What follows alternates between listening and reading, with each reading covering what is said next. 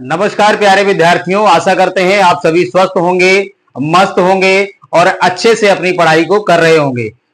आज का जो हमारा विषय है वह है वाक्य। वाक्य कक्षा 9वीं और 10वीं दोनों कक्षाओं की परीक्षाओं में पूछे जाते हैं और आज हम जानेंगे वाक्य की परिभाषा क्या होती है, इसके भेद कितने होते हैं, कितने प्रकार के वाक्य होते हैं। तो अधिक समय न गंवाते हुए हम अपने विषय की शुरुआत करते हैं। ठीक है, तो सबसे पहले हम देख लेते हैं वाक्य की परिभाषा क्या है। तो सबसे पहले आप अपनी कॉपी निकाल लीजिए और नोट कर लीजिए कि वाक्य की परिभाषा क्या होती है। वाक्य की परिभाषा, वाक्य की परिभाषा क्या होती है। कॉपी और पेन रखेंगे अपने साथ में और साथ के साथ इसको नोट करते जाएंगे, जिससे कभी भी जीवन में आपसे, जानते तो सभी होंगे कि वाक्य क्या होता है, वही शब्दों का मेल जो होता है वही वाक्य होता है, सभी जानते होंगे। लेकिन शब्दों का मेल क्या होता है, जैसे मान लीजिए हमने लिख दिया एक वाक्य है कि राम बाजार जाता है, जाता है। ठीक है, और हम यही लिख दें इसमें कि जाता बाजार राम और है। तो दोनों ही वाक्य हैं, दोनों ही वाक्य के समूह है। ये भी वाक्य है, ये भी वाक्य है, माने शब्दों के समूह है। इसमें भी शब्दों का समूह है, इसमें भी है। लेकिन उचित रूप से, सही रूप से जो सही है वो क्या है, ऊपर वाला राम बाजार जाता है, इसी को व्याकरणिक दृष्टि से सही माना जाएगा, ना कि नीचे वाले को। नीचे वाला कैसा है, गलत है। तो इसी आधार पे हम इसकी परिभाषा लिखेंगे कि वाक्य होता क्या है। ठीक है ना, तो यहां लिखेंगे शब्दों का वह सार्थक समूह, समूह होता है ना, ग्रुप होता है, जिसका कोई अर्थ निकलता हो। दो वाक्य लिखाए थे ना, एक का अर्थ निकल रहा था, लेकिन एक में जो शब्द थे वो व्यवस्थित रूप से लगे हुए नहीं थे, सुव्यवस्थित नहीं थे। ऊपर वाले वाक्य में जो शब्द थे वो यथावत सुव्यवस्थित थे, इसलिए वह वाक्य की श्रेणी में आता है। जिसके शब्द सुव्यवस्थित नहीं होते हैं वह वाक्य की श्रेणी में नहीं आता है। इस बात का आपको ध्यान रखना है। शब्दों का वह सार्थक समूह जिसका कोई अर्थ निकलता हो, बिना अर्थ के नहीं, और सार्थक समूह होना चाहिए, माने बिल्कुल व्यवस्थित रूप से लगे होने चाहिए और इसका एक अर्थ भी निकलना चाहिए। अर्थ निकलता हो वह क्या कहलाता है, वह वाक्य कहलाता है। ठीक है ना, तो ये हो गई इसकी परिभाषा। निकलता है वह वाक्य कहलाता है। ठीक है, अगर कोई भविष्य में आपसे पूछ लेता है कि बेटा बताओ वाक्य किसे कहते हैं, तो आप बिल्कुल बेधड़क होके बोलेंगे कि शब्दों का वह सार्थक समूह जिसका कोई अर्थ निकलता हो क्या कहलाता है, वाक्य कहलाता है। इतना आपको ध्यान में रखना होगा। एक चीज और समझ लेते हैं कि भाषा की सबसे छोटी इकाई क्या होती है। भाषा की सबसे छोटी इकाई, भाषा की सबसे छोटी इकाई क्या होती है, किसे कहते हैं भाषा की सबसे छोटी इकाई। इस बात को भी आपको ध्यान में रखना होगा। यहीं से एक हमने शब्द लिया था, क्या लिया था, राम बाजार जाता है। तो मान लीजिए ये राम है, तो राम को क्या हम दो भागों में डिवाइड कर सकते हैं, तोड़ सकते हैं। आप कहोगे बिल्कुल तोड़ सकते हैं, एक तो हो गया रा और एक हो गया माँ। तो ये जो रा है, क्या इसको हम दो भागों में विभाजित कर सकते हैं, इसको तोड़ सकते हैं। आप कहोगे जी बिल्कुल तोड़ सकते हैं, क्योंकि इसमें एक रा है और बड़ा आ है, यही है ना, रा बोलते हैं ना, रा। तो बड़ा आ भी है इसमें और रा भी है। तो क्या हम रा को तोड़ सकते हैं जी। आप कहोगे, कुछ बच्चे कहेंगे नहीं नहीं गुरुजी इसको नहीं तोड़ सकते हैं। इसको भी हम तोड़ सकते हैं, क्योंकि कोई भी वर्ण जो होता है बिना स्वर के ही वर्ण होता है। ये हो गया र, और इसमें एक स्वर जब मिला रहेगा तब वो क्या कहलाता है, अक्षर कहलाता है। ये जो है वो ये क्या है हमारा, ये है वर्ण। तो भाषा की सबसे छोटी इकाई क्या हो गई, वर्ण हो गई, ठीक है ना। वर्ण को जब अक्षर के स्वर के साथ मिक्स कर देते हैं तब हमारा बन जाता है अक्षर। इस बात का ध्यान रखना है आपको। ये अक्षर हो गया, और जब अक्षर मिल जाते हैं स्वरों के साथ तब क्या बन जाता है हमारा, तब बन जाता है शब्द। और जब शब्द मिल जाते हैं तो वो बन जाता है वाक्य। इस तरह से इनका एक क्रम है, तो इसको भी आपको याद रखना है। सबसे छोटी इकाई वर्ण, वर्ण में किसी स्वर को अगर मिला देंगे तो क्या बन जाएगा, अक्षर। अक्षरों का मेल क्या कहलाता है, शब्द कहलाता है। और शब्दों का सार्थक मेल क्या कहलाता है, वाक्य कहलाता है। इस बात का आपको ध्यान रखना है। चलिए अब आगे चलते हैं। तो इतनी बात आपने सीखी कि वाक्य की परिभाषा क्या होती है, शब्दों का वह सार्थक समूह जिसका कोई अर्थ निकलता हो वह क्या कहलाता है, वाक्य कहलाता है। अब हम जानते हैं कि वाक्य कितने प्रकार के होते हैं। वाक्य के भेद, ठीक है ना, वाक्य के भेद हेडिंग डाल लेंगे आप, वाक्य के भेद या प्रकार, ठीक है ना। तो यहां लिखेंगे हम वाक्य के भेद। वाक्य कितने प्रकार के होते हैं भाई, वाक्य होते हैं दो प्रकार के, ठीक है ना। वाक्य दो प्रकार के होते हैं। कौन कौन से होते हैं, नंबर एक होता है अर्थ के आधार पर वाक्य, अर्थ के आधार पर वाक्य। और दूसरा होता है रचना के आधार पर, रचना के आधार पर, ठीक है ना। तो ये दो प्रकार होते हैं वाक्य के। वाक्य के दो प्रकार होते हैं, एक तो अर्थ के आधार पर, दूसरा रचना के आधार पर। कक्षा 9वीं में आपको सीबीएसई का जो बोर्ड है उसमें उसका जो पाठ्यक्रम है, सिलेबस है, उसमें अर्थ के आधार पर आपको कक्षा 9वीं में पढ़ना है, कक्षा 9वीं में अर्थ के आधार पे, और कक्षा 10वीं में रचना के आधार पे, कक्षा 10वीं में रचना के आधार पर ये पढ़ने हैं। तो आज हम जो पढ़ाएंगे वो आपको कौन से पढ़ाएंगे, अर्थ के आधार पर वाक्य पढ़ाएंगे। चलिए भाई, अर्थ के आधार पर कौन कौन से वाक्य होते हैं नोट कर लेते हैं।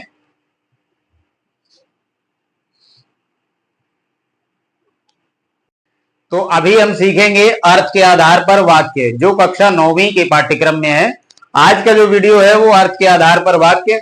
अगला दूसरा भाग इसका जो हम बनाएंगे वो रचना के आधार पर वाक्य, वो कक्षा 10वीं के लिए रहेगा, ये कक्षा 9वीं के लिए है, ठीक है ना।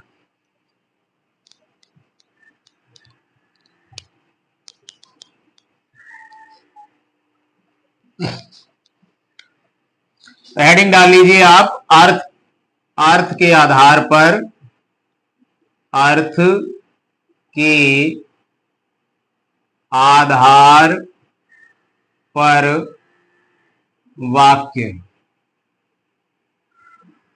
अर्थ के आधार पर वही जिसका कोई अर्थ निकलता हो, जैसे किसी कार्य की जानकारी होना, किसी वाक्य में नकारात्मकता की जानकारी होना, ऐसा पता चलना कि किसी वाक्य के द्वारा कि कोई हमें आज्ञा दे रहा है। किसी भी वाक्य में अगर अर्थ निकल रहा है तो वो अर्थ के आधार पर वाक्य होते हैं। और इनके जो भेद होते हैं, मतलब भाग होते हैं, इनको 8 भागों में अर्थ के आधार पर वाक्यों को आप लिख लो। अर्थ के आधार पर के आधार पर वाक्यों को 8 भागों में विभाजित किया गया है, यानी बांटा गया। कितने भागों में बांटा गया, 8 भागों में विभाजित किया गया है, किया गया है। कितने भागों में बांटा गया है अर्थ के आधार पर? 8 भागों में। कौन कौन से हैं वो 8 भाग? नंबर 1 विधानवाचक वाक्य। इन 8 को हम सीखेंगे। दूसरा है प्रश्नवाचक वाक्य।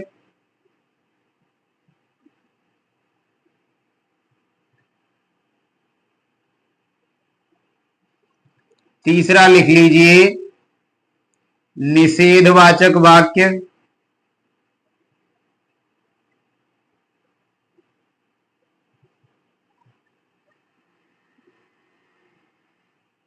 चौथा लिख लीजिए आज्ञावाचक वाक्य।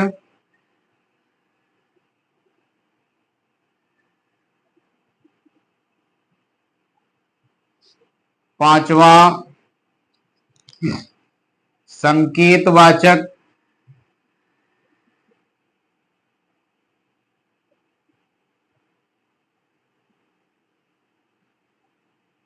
छठा संदेहवाचक वाक्य।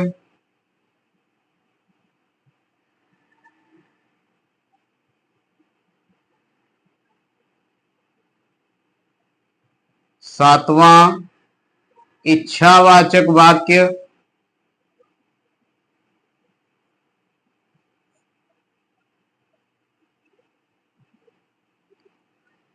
और आठवां है विस्मयबोधक, विस्मयादिबोधक।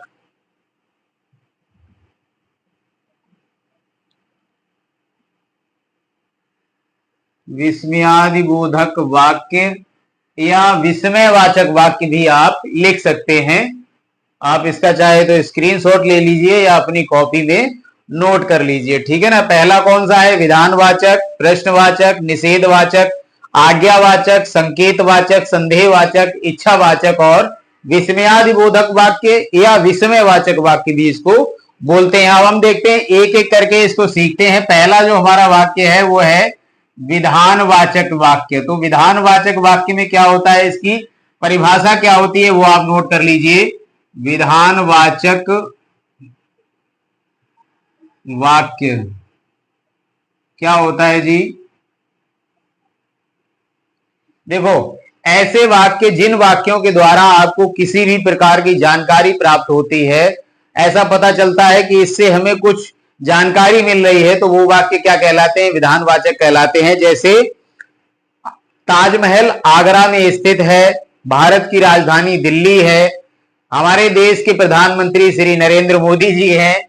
इस प्रकार के वाक्य जो होते हैं जिनसे हमें किसी प्रकार की जानकारी मिलती है वो क्या कहलाते हैं? विधानवाचक वाक्य कहलाते हैं। तो आप परिभाषा में लिख लीजिए जिन वाक्यों के द्वारा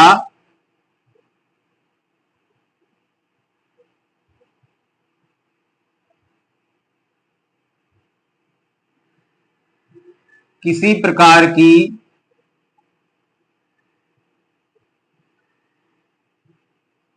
जानकारी प्राप्त होती है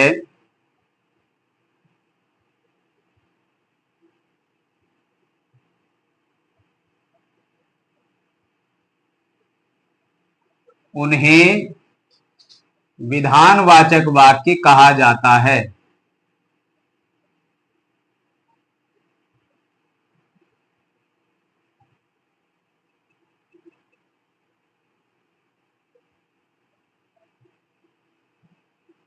ठीक है ना। जिन वाक्यों के द्वारा किसी भी प्रकार की जानकारी मिलती है, प्राप्त होती है, तो उन्हें क्या कहा जाता है? विधानवाचक। जैसे उदाहरण लिख लीजिए, जैसे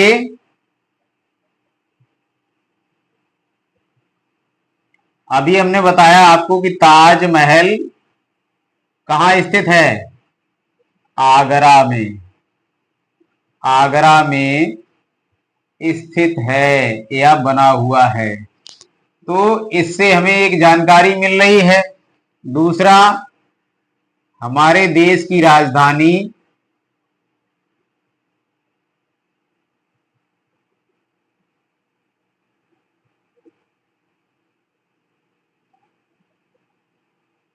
देश की राजधानी क्या है?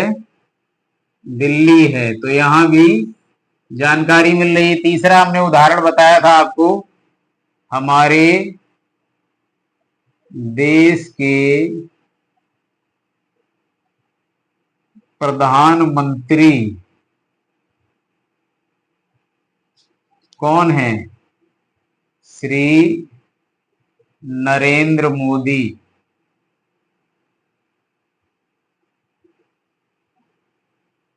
ठीक है, तो जिस वाक्य से किसी भी प्रकार की अगर जानकारी मिलती है तो वो वाक्य क्या कहलाता है? विधानवाचक।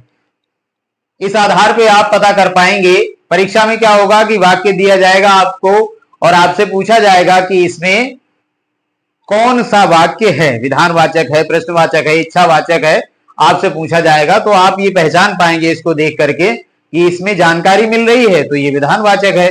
अगर नकारात्मकता का बोध हो रहा है तो वो निषेधवाचक है। कोई प्रश्न कर रहा है, पूछ रहा है प्रश्न आपसे, तो वो प्रश्नवाचक है। इच्छा जाहिर अगर हो रही है तो वो इच्छावाचक है। कोई आज्ञा दे रहा है तो आज्ञावाचक है। किसी प्रकार का कोई संकेत मिल रहा है तो संकेतवाचक है। किसी वाक्य में संदेह लग रहा है तो वो संदेहवाचक है। अभी हम एक एक करके सभी को सीखेंगे, ठीक है ना? लिख लिया होगा या स्क्रीनशॉट ले लीजिए, तो हम इसको रफ कर दें, आगे पढ़ाते हैं।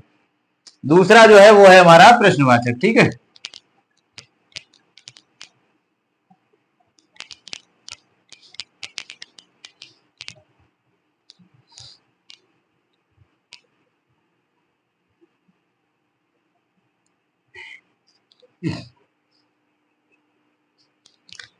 अगला है हमारा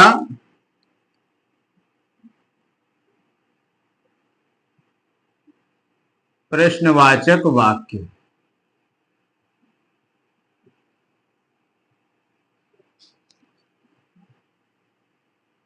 इसमें लिखो आप, जिन वाक्यों के द्वारा किसी के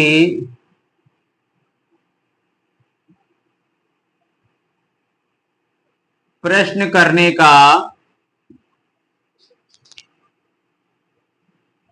बोध होता है या जानकारी मिलती है,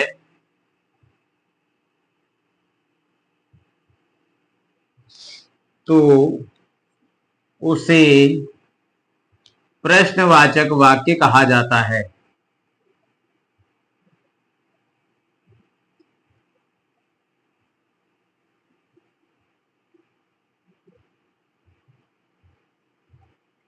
ठीक है, अगर किसी वाक्य से हमें प्रश्न का बोध हो रहा है तो वो वाक्य क्या कहलाएगा? प्रश्नवाचक वाक्य कहलाएगा। जैसे तुम कहां जा रहे हो, कोई प्रश्न कर रहा है ना, आपसे पूछ रहा है तुम कहां जा रहे हो, और इसके अंत में एक प्रश्नवाचक चिन्ह भी लगा रहेगा कि इसको भी देख करके आप पहचान सकते हो। दूसरा,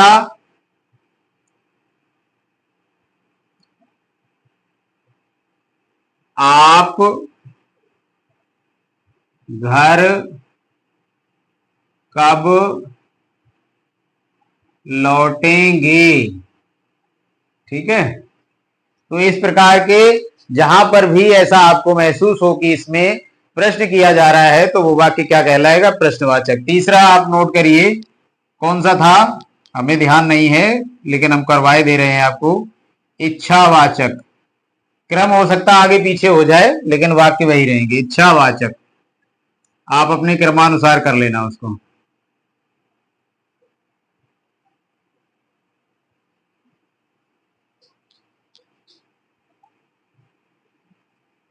इसमें लिख लो, जिन वाक्यों के माध्यम से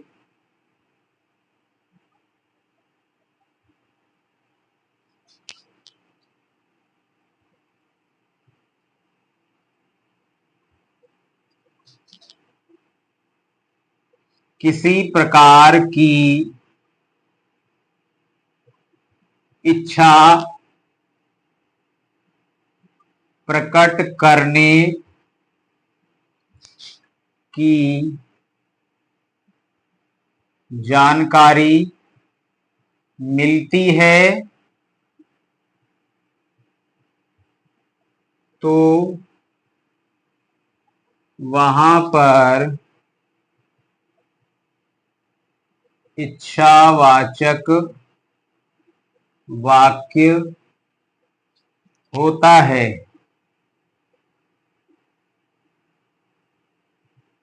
ठीक है, अगर किसी वाक्य के द्वारा आपको ऐसा लग रहा है कि कोई अपनी इच्छा व्यक्त कर रहा है तो वहां पे कौन सा वाक्य होगा?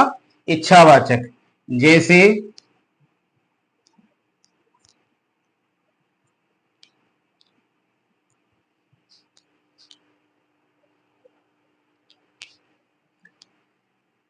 मैं बड़ा होकर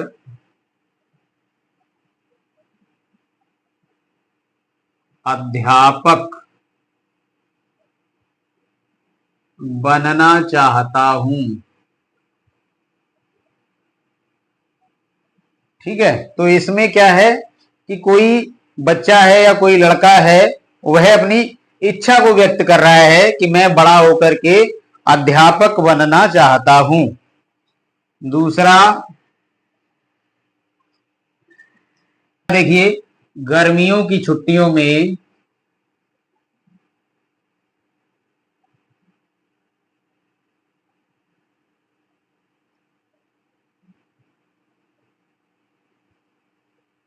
मैं शिमला जाना चाहता हूं।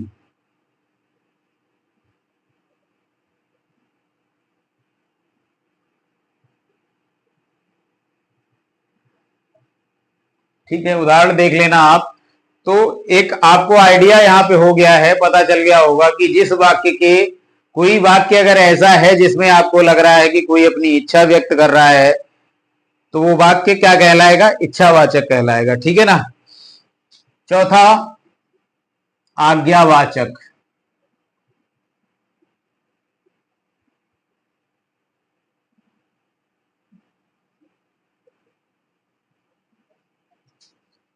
इसमें लिख लो आप, जिन वाक्यों के द्वारा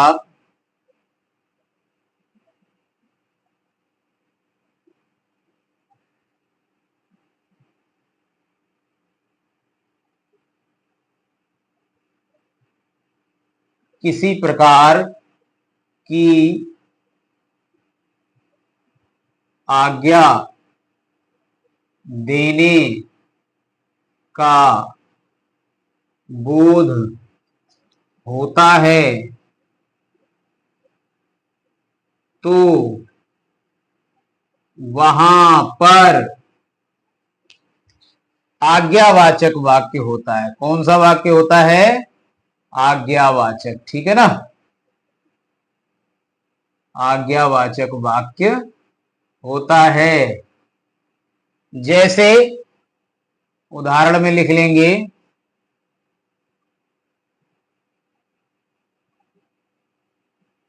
बाजार से सब्जी ले आओ। कोई आदेश दे रहा है कि बाजार आप जाइए और सब्जी लेकर के आइए। दूसरा लिख लो, कमरे में जाकर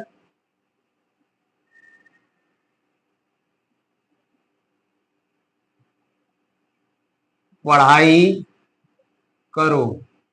ठीक है ना, तो इस प्रकार के वाक्य जो होते हैं वो आज्ञावाचक वाक्यों की श्रेणी में आते हैं। ठीक है, चलिए 4 वाक्य हो गए, आगे लिखिए।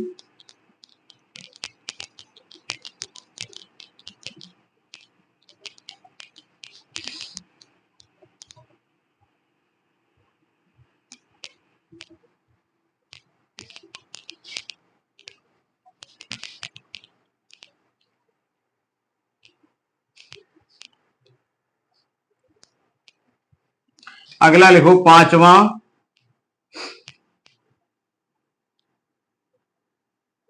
संदेहवाचक। संदेहवाचक लिख लीजिए।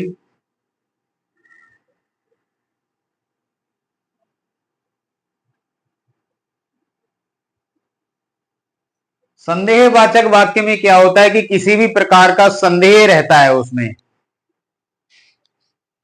जिन वाक्यों के द्वारा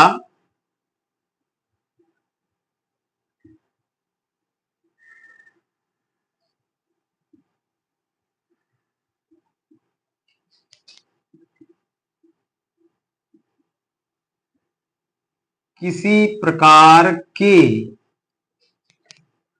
संदेह की जानकारी मिलती है या शक जैसा होता रहता है ना।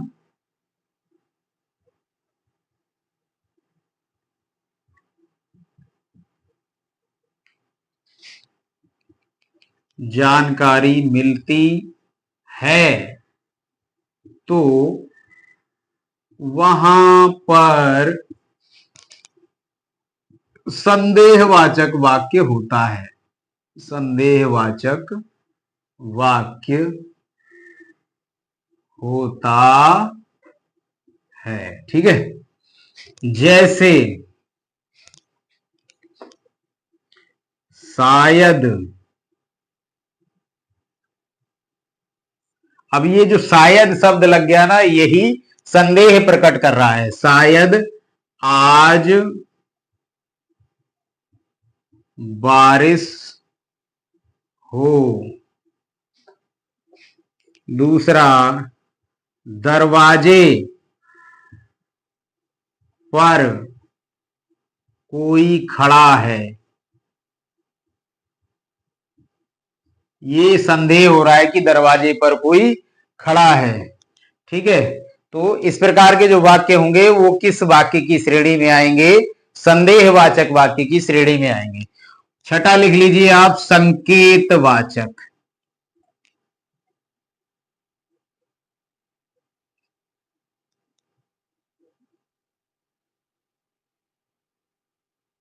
संकेतवाचक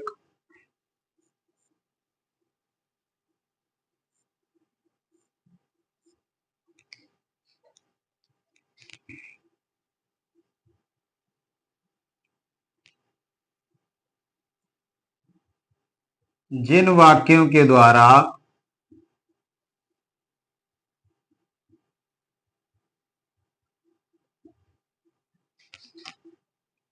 किसी प्रकार का संकेत मिलता है,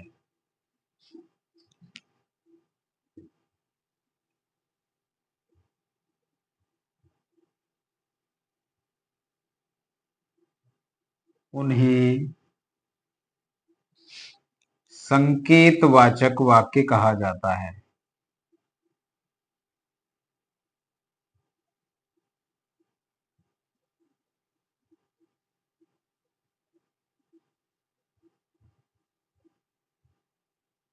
ठीक है।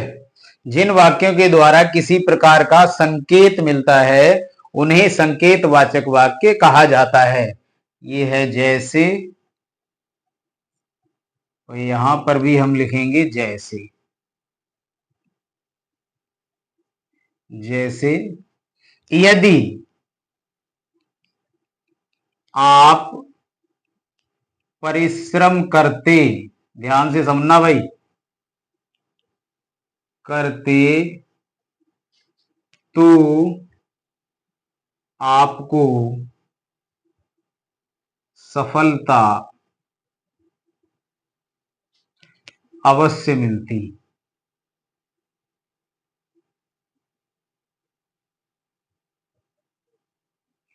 ये वाक्य जो है सफलता की ओर संकेत कर रहा है कि अगर आप परिश्रम करते तो आपको सफल होने से कोई नहीं रोक सकता। यदि आप परिश्रम करते तो आपको सफलता अवश्य मिलती।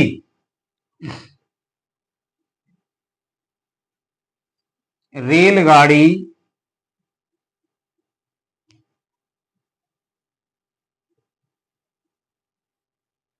समय से आती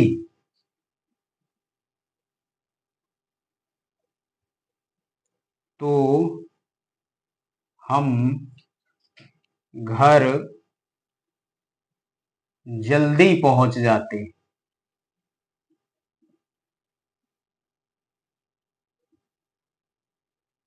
ठीक है। तो जिन वाक्यों के द्वारा अगर किसी प्रकार का संकेत मिल रहा है तो वहां पे संकेतवाचक होगा। चलिए आगे, दो और रह गए हैं। चलिए सातवां लिख लेते हैं। सातवां, 5 6 कौन कौन सा करवा दिए? निषेधवाचक। निषेधवाचक रह गया था ना। निषेधवाचक।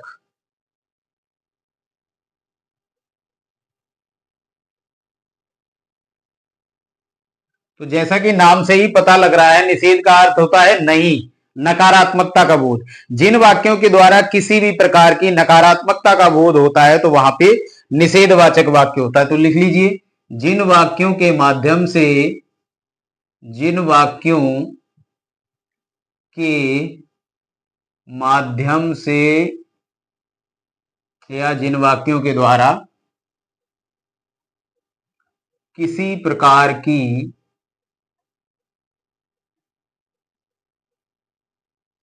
नकारात्मकता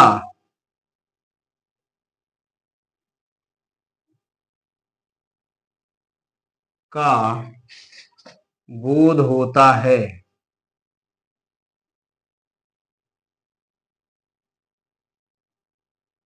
तो उसे निषेधवाचक वाक्य कहा जाता है। ठीक है ना, निषेधवाचक वाक्य कहा जाता है। ये तो आप बहुत ही सरल है। जैसे कौन से वाक्य आएंगे निषेधवाचक में? मैं आज खाना नहीं खाऊंगा, आज खाना नहीं खाऊंगा क्योंकि आज मेरा व्रत है। ठीक है, तो यहां पे जो नहीं आ रही है, किसी वाक्य में अगर नहीं आएगा तो वहां पे निषेधवाचक वाक्य होगा। आगे भी लिख लो, तुम आज स्कूल, कोई मना कर रहा है, स्कूल नहीं जाओगे, जाओगे तो तुम्हारी टांगे तोड़ देंगे, नहीं जाओगे। ठीक है ना। अब एक और बचा है जो हमने बताया था, कौन सा? विस्मयवाचक या विस्मयादिबोधक। ऊपर लिख देते हैं इसको, और थोड़ा सा समझना पड़ेगा, बाकी तो सभी नाम से ही पता चल रहे हैं। एक विधानवाचक और विस्मयवाचक, दो ऐसे वाक्य हैं जो नाम से पता नहीं चलते हैं, बाकी सभी नाम से ही पता चल जाते हैं। ठीक है, सातवां, वो सॉरी 7 हो गए हैं, 8वां कौन सा था? विस्मयादि बोधक या विस्मयवाचक भी लिख सकते हैं, विस्मयादि बोधक वाक्य।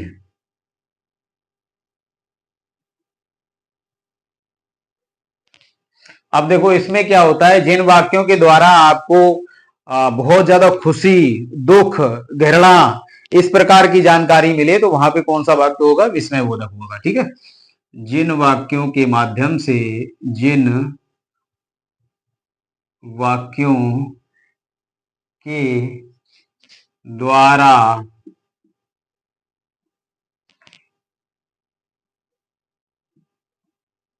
किसी प्रकार की खुशी, घृणा, दुख आदि की जानकारी मिले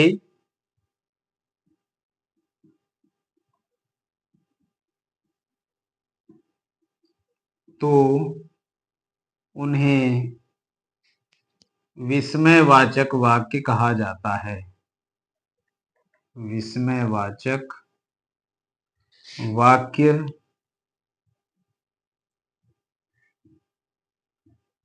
कहा जाता है। ठीक है, जैसे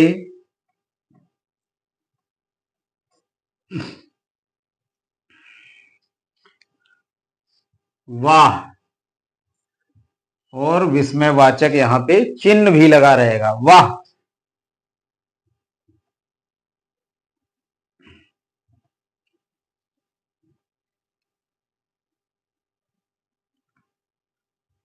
आपने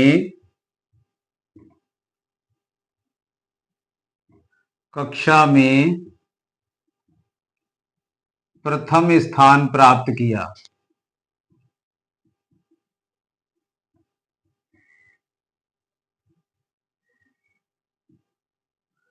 पूरी कक्षा में टॉप आया जो विद्यार्थी, उसके लिए कोई कह रहा है कि वाह आपने कक्षा में प्रथम स्थान प्राप्त किया, बहुत ज्यादा खुशी की बात है, आप मिठाइयां बांटिए, मिठाई खिलाइए, ठीक है ना। तो जहां पर खुशी की बात आए विस्मयवाचक, बहुत ज्यादा दुख की बात आए ओह, तो यहां पे आ जाएगा ओह, यहां वाह था यहां वो आ गया, आप तो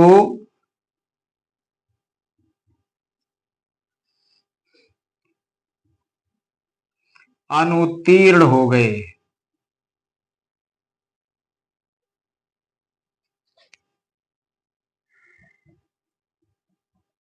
अनुत्तीर्ण का अर्थ होता है कि आप फेल हो गए, तो ये क्या है, दुख के लिए है, ठीक है। तो इस प्रकार के अगर जो वाक्य आएंगे तो वो किसमें आएंगे, कौन सी श्रेणी में आएंगे, विस्मय बोधक, विस्मयादि बोधक या विस्मयवाचक। तो आशा करते हैं कि जो अर्थ के आधार पर वाक्य थे वो हमने आपको समझा दिए हैं, अच्छे से समझा दिए हैं। अगर नहीं समझ आया तो वीडियो आप रिकॉल करके दोबारा से चला करके देख सकते हैं, प्ले करके देख सकते हैं। आशा करते हैं कि आपको समझ में आ जाएंगे और सही से आ जाएंगे, ये कंसेप्ट जो है आपका क्लियर हो जाएगा। रचना के आधार पर अगला दूसरा भाग हम लेकर के आएंगे जो कक्षा 10वीं के लिए है, 9वीं वाले बच्चों के लिए जो है वो अर्थ के आधार पे है, ठीक है। अर्थ के आधार पर कितने वाक्य होते हैं, 8 होते हैं। 8 के हमने नाम लिखवा दिए हैं, 8 की परिभाषाएं लिखवा दी हैं, 8 के उदाहरण लिखवा दिए हैं, वाक्य किसे कहते हैं ये बता दिया, वाक्य के भेद कितने होते हैं ये बता दिया, भाषा की सबसे छोटी इकाई क्या होती है ये भी बता दिया, क्या होती है, वर्ण होती है। ठीक है। तो वीडियो आपको कैसा लगा कमेंट सेक्शन में जाकर के हमें अवश्य बताएं। कोई भी किसी भी प्रकार का अगर सुधार चाहते हैं तो वो भी आप बताएं, इससे क्या होगा कि हमें थोड़ा सा मोटिवेशन मिलेगा, तो और अच्छे से हम वीडियो आपके लिए बना पाएंगे, ठीक है। अगर नए हैं चैनल पे तो सब्सक्राइब अवश्य कर लें, वीडियो को लाइक जरूर करें, दोस्तों के साथ शेयर भी करें जिससे कि उनका भी भला हो सके। जय हिंद, जय भारत।